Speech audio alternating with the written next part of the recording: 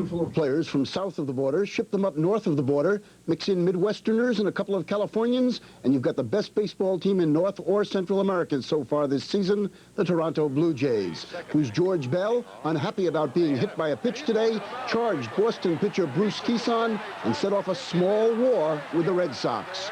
Nobody won the war, but the Blue Jays, leading the American League East, won the battle, their fourth victory in 5 games. Ernie Witt delivered the big blow, his grand slam home run, then delivered a few choice words to pitcher Kison. The Blue Jays are winning ball games, but not recognition, not yet.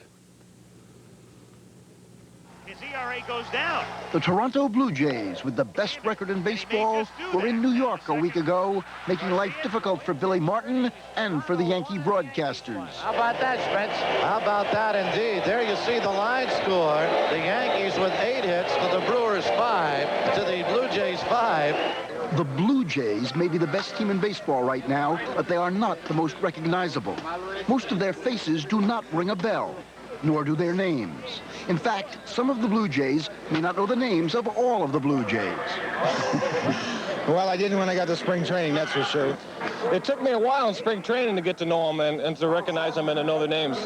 But I'm privileged to say that I know them all by first names now. Still, not one Blue Jay name is among the American League's top 5 in any significant batting department.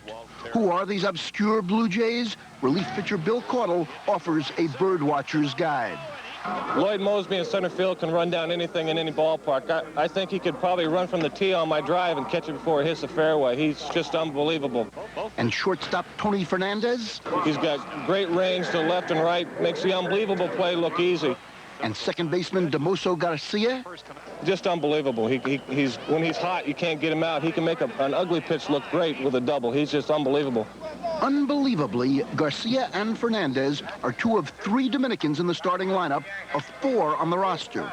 3 of the 4, even more unbelievably, are from the same small village in the Dominican Republic, San Pedro de Macorís. They are turning Ontario, like Quebec, into a bilingual province. They grow up with the glove in their hand, they love the game, and their knowledge of the game is just unbelievable. Believe it or not, Toronto's 3 starting outfielders, the law firm of Mosby, Barfield, and Bell, were all born within a 2-week period in 1959. They all can run, they all can throw, and they all have power. They all have rhythm, too.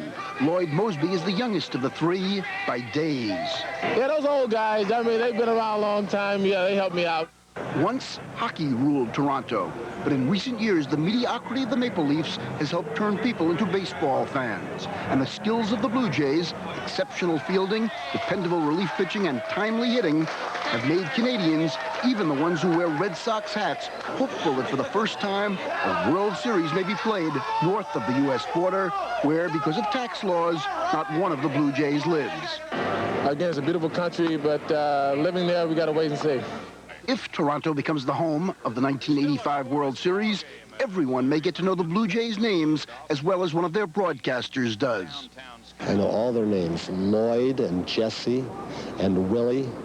I even know Manny Lee, the only teenager in the big leagues. I think people are starting to recognize them for their playing abilities.